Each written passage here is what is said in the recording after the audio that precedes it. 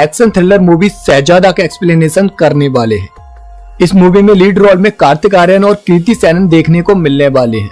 Movie की story में एक बच्चे को उसके बायोलॉजिकल पेरेंट्स से दूर कर दिया जाता है और जब उसे सच का पता चलता है तो उसकी लाइफ में क्या होता है, यही सब हमें इस मूवी में देखने को मिलता है। तो वीडियो को लास्ट तक जरूर देखना, साथ ही चैनल को सब्सक्राइब करके वीडियो को लाइक भी कर देना। तो चलिए बिना किसी देरी की मूवी शुरू करते हैं। मूवी की स्टार्टिंग में हम हॉस्पिटल का सीन देखते हैं जहां पर मिस्टर रणदीप और वाल्मीकि की वाइफ को डिलीवरी के लिए एडमिट किया जाता है। रणदीप एक बहुत बड़ा मिलीनियर बिजनेसमैन होता है और वाल्मीकि रणदीप के लिए मैनेजर होता है, जो पहले अच्छे दोस्त भी हुआ करते थे। अब जब वाल्मीकि को पता चलता है कि उसके वाइफ के बेबी बॉय हुआ है तो वो बहुत खुश होता है, मगर जो बच्चा रणदीप की वाइफ यसु के हुआ था उसके अचानक से सांसें थम जाती हैं और नर्स सुलोचना ये देखकर बहुत डर जाती है, क्योंकि थोड़ी देर पहले वो बच्चा जिंदा था। इसीलिए वो उन्हें बताने के लिए कॉल करने आती है, जहां पर वो सारी बात वाल्मीकि को बता देती है। और ये सुनकर वाल्मीकि के शैतान दिमाग में प्लान आता है कि वो अपने बेटे को रणदीप को दे देगा ताकि उसका बेटा एक लग्जरी लाइफ जी सके। इसलिए वो जल्दी से मरे हुए बच्चे को अपने साथ ले जाता है और अपने बच्चे को यसु के पास छोड़ देता है। पर जैसे ही नर्स उस बच्चे को लेकर जा रही होती है वो अचानक से रोने लगता है, यानी उसकी सांसें वापस आ चुकी होती हैं और इसीलिए वो उस बच्चे को वापस यसु के पास छोड़ने के लिए जाने लगती है, मगर वाल्मीकि उसे बच्चा देने से मना कर देता है। दरअसल कुछ साल पहले तक वाल्मीकि और रणदीप ने साथ में नौकरी स्टार्ट की थी, पर रणदीप ने बॉस की बेटी से शादी कर ली और वो रातों रात अमीर बन गया था और वाल्मीकि गरीब का गरीब ही रह गया था। और तब से ही मन ही मन वो रणदीप से चिढ़ता रहता था। पर जब नर्स उसे ऐसा करने से रोकती है तो वो नर्स को धक्का मार देता है और सीढ़ियों से नीचे गिरकर वो कोमा में चली जाती है। और तभी अचानक से वाल्मीकि का एक पैर पैरालाइज्ड हो जाता है और वो लंगड़ा कर चलने लगता है। अब रणदीप अपने बेटे के साथ घर के लिए निकल जाता है और वाल्मीकि ये सोचकर खुश हो रहा होता है कि अब उसका बेटा कॉस्टली कार्स में घूमेगा और लग्जरी लाइफ जिएगा और रणदीप का बेटा गरीबी में जिएगा और इस तरह उसका रणदीप से बदला पूरा भी हो जाएगा।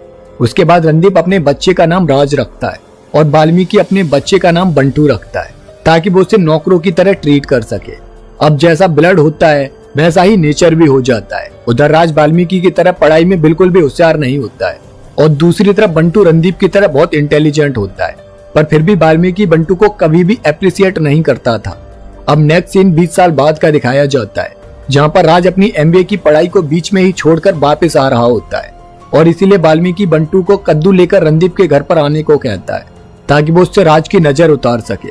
पर जब बंटू कद्दू लेकर आता है तो वो इतने आलीशान घर को देखकर अपनी किस्मत को कोसने लगता है और अंदर जाने की इच्छा करता है, पर वाल्मीकि उसे गेट से ही बाहर भगा देता है। वो हमेशा बंटू को ताने ही मारता रहता था, पर फिर भी बंटू कुछ नहीं कहता था। एक दिन जब बंटू अपनी सिस्टर के साथ मार्केट में होता है तो कुछ गुंडे उसकी सिस्टर को छेड़कर जाते हैं, जिसकी वजह से वो उन गुंडों की जमकर धुलाई करता है। उसके बाद बंटू इंटरव्यू के लिए जाता है, जहाँ पर वो इंटरव्यूअर को बताता है कि वो हमेशा सच बोलता है, जिसकी वजह से उसके डैड हमेशा प्रॉब्लम में आ जाते हैं। मगर वाल्मीकि भी हमेशा उसे ताना मारने और परेशान करने की कोई भी वजह नहीं छोड़ता था। इतनी दुख भरी दास्तान सुनकर इंटरव्यूअर भी सैड हो जाता है और जब वो HR से मिलने जाता है तो HR वो ही लड़का होता है जिसे उसने अपनी सिस्टर के साथ बदतमीजी करने के लिए मारा था। पर यहाँ भी बंटू उसे डराकर अपने ऑफर लेटर पर साइन करा लेता है और जॉब ले लेता है। हालांकि उसने बंटू की सिस्टर को नहीं छेड़ा था, उसके दोस्तों ने छेड़ा था। उधर रणदीप की कंपनी की हालत कुछ ठीक नहीं चल रही होती है और बैंक ने भी लोन देने से उन्हें मना कर दिया होता है, क्योंकि उनके ऊपर काफी कर्जा होता है। साथ ही उनका बेटा राज एक तरह से बिल्कुल भी निकम्मा होता है, वो उनका काम भी नहीं संभाल पा रहा होता है।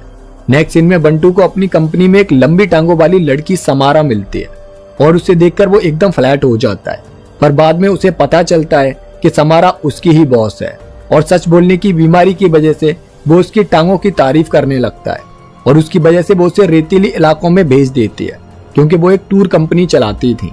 इससे परेशान होकर जब वो समारा से कहीं और भेजने की बात करता है तो वो इस बार उसे बर्फीले इलाकों में भेज देती है। और उधर वाल्मीकि हॉस्पिटल में सुलोचना से मिलने आता है और वहां पर उसे डॉक्टर से पता चलता है कि अगर इसे होश आ गया तो ये 2 महीने से ज्यादा नहीं जी पाएगी। दूसरी तरफ बंटू समारा को इम्प्रेस करने में लग जाता है और वो भी उसे शायद पसंद करती थी, तो वो उसे अपने साथ ही रख लेती है। अब नेक्स्ट सीन में राज को पता चलता है कि यहाँ पर श्रीनिवास नाम का एक बहुत बड़ा गुंडा है और वो इंटरेस्ट पर पैसे का काम करता है। उसे पता था कि रणदीप की कंपनी घाटे में चल रही है और इसीलिए उसके बेटे जोरावर के कहने पर वो रणदीप को पैसे देने के लिए रेडी था। पर उसके लिए वो अपने बेटे जोरावर को उस कंपनी में पार्टनरशिप दिलवाना चाहता था। इसलिए रणदीप राज को इस ऑफर से मना करने के लिए भेज रहे होते हैं। अब रणदीप को पता था कि राज उससे बात नहीं कर पाएगा, इसलिए वो खुद राज को वाई ब्लूटूथ सब कुछ बता रहे होते हैं, पर वो कुछ फिर भी नहीं बोल पाता है। और उधर उसी होटल में समारा के साथ बंटू भी किसी लल्लू से एक डील करने के लिए आया हुआ होता है, अपनी कंपनी के लिए। उधर राज के सही से बात नहीं करने की वजह से रणदीप को खुद ही ऑनलाइन आकर मना करना पड़ता है। तभी वो बंटू को वहां पर देखते हैं, जो उस लल्लू के गुंडे को पीटकर अपना अच्छा सा लेक्चर देकर वहां से चला जाता है।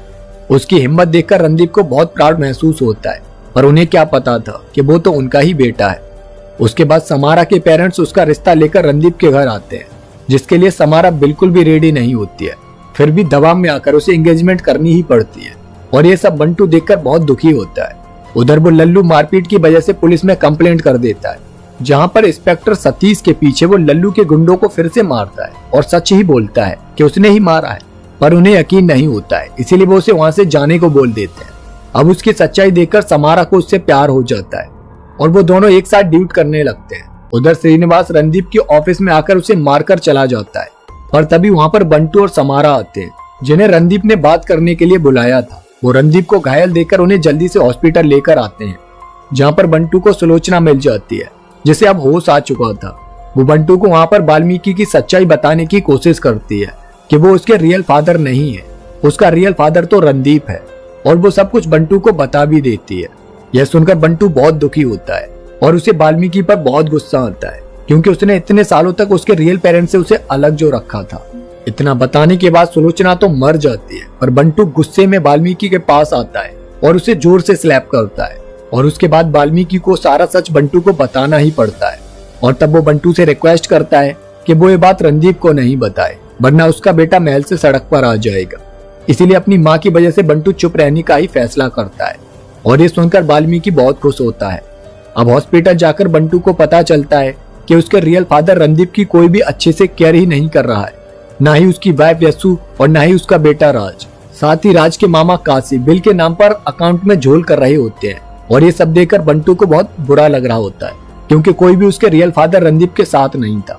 अब नेक्स्ट डे बंटू वाल्मीकि से कहता है कि उसे रणदीप के घर में एंट्री लेनी है, ताकि वो वहां पर रहकर अपने डैड की केयर कर सके, पर इसके लिए वाल्मीकि उससे मना कर देता है। इसलिए नेक्स्ट डे जब डॉक्टर रणदीप को जल्दी ठीक करने के लिए बंटू को बुलाने के लिए कहते हैं, तो वाल्मीकि मना करने लगता है, पर फिर रणदीप के अंकल के कहने पर उसे बंटू को वहां आने के लिए कहना ही पड़ता है। अब डॉक्टर ने बंटू को इसलिए लाने को कहा था क्योंकि उसने उसके बेटे को किडनैप कर लिया था और उसे ब्लैकमेल करके घर के अंदर एंट्री ले ली थी। हालांकि यसु भी उसे पसंद नहीं करती थी। अब बंटू उस घर में रहकर अपनी जगह बनाना शुरू कर देता है और उनकी प्रॉब्लम को सॉल्व करने की कोशिश करता है। तभी उसे एक दिन अंकल से पता चलता है कि उनका दुश्मन श्रीनिवास बहुत पावरफुल है, इसीलिए उसे पुलिस भी नहीं पकड़ती है।